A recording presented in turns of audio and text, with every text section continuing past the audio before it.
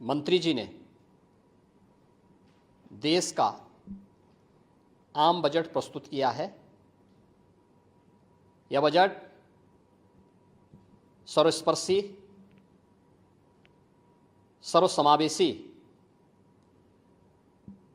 विकासोन्मुख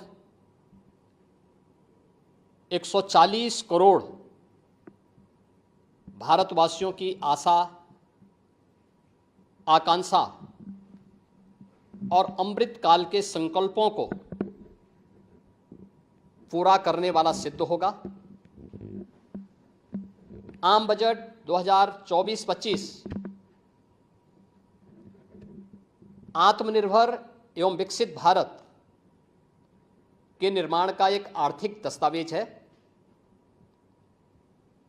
इस आम बजट में अंत्योदय की पावन भावना, विकास की असीम संभावना और नवोन्मेष की नवदृष्टि है। इस आम बजट में अन्नदाता किसानों की समृद्धि के लिए 1,52,000 करोड़ रुपए,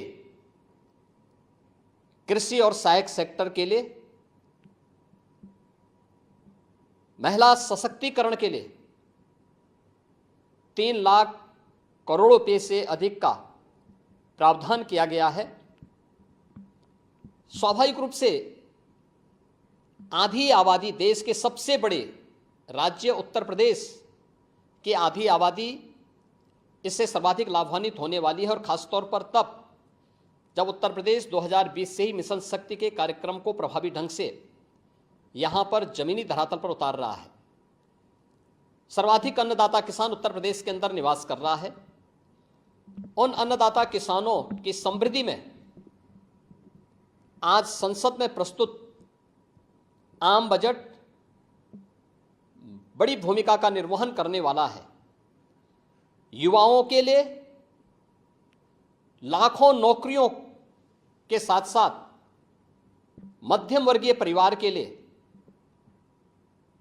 प्रत्यक्ष कर यानी इनकम टैक्स में जो नए टैक्स स्लैब की घोषणा हुई है, ये सभी अभिनंदनीय हैं, स्वागत योग्य हैं। इस पूरे बजट को अगर मैं कह सकता हूं कि यह बजट भारत को $5 ट्रिलियन की इकोनॉमी में बदलने के संकल्प के साथ ही दुनिया के ग्रोथ इंजन के रूप में भारत की भूमिका को और विकसित भारत की संकल्पना को साकार करने का एक आर्थिक दस्तावेज के रूप में यह देश की संसद में प्रस्तुत किया गया है। इस 140 करोड़ जनता जनार्दन के लिए समर्पित, उनकी आशा, उनकी आकांक्षा और अमृत काल के संकल्पों को पूरा करने वाले इस बजट के लिए मैं आदरणीय प्रधानमंत्री जी के प्रति आभार व्यक्त करता हूं। माननीय केंद्रीय वित्त मंत्री माननीय श्रीमती निर्मला सीतारमण जी को और उनकी पूरी टीम का मैं अभिनंदन करता हूं। मध्यम वर्ग को राहत देने के लिए इस आम बजट में जो उपाय किए गए उसको लेकर क्या कहना है? देखिए, मध्यम वर्गीय परिवार में टैक्स के बारे में सबसे बड़ी छूट आज उपलब्ध हुई है, और ये लंबे वर्ष समय से ये मांग चली आ रही थी। 3 लाख तक के प्रत्यक्ष कर यानी इनकम टैक्स में कोई भी टैक्स नहीं लगेगा।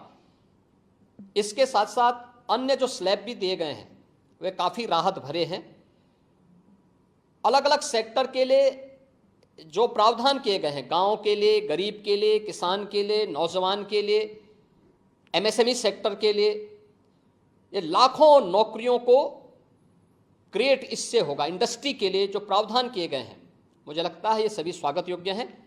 और नौजवानों के लिए, समाज के हर तबके के लिए, महिला सशक्तिकरण के लिए, अन्नदाता किसानों के लिए, सभी तबके के लिए जो कुछ भी प्रावधान इसमें किया गया है, मैं कह सकता हूं कि यह राम राज्य की अवधारणा को साकार करने वाला एक सर्वस्पर्शी, सर्वसमावेशी और विकासोन्मुख बजट के रूप में यह मोदी 3 का यह पहला बजट जाना जाएगा।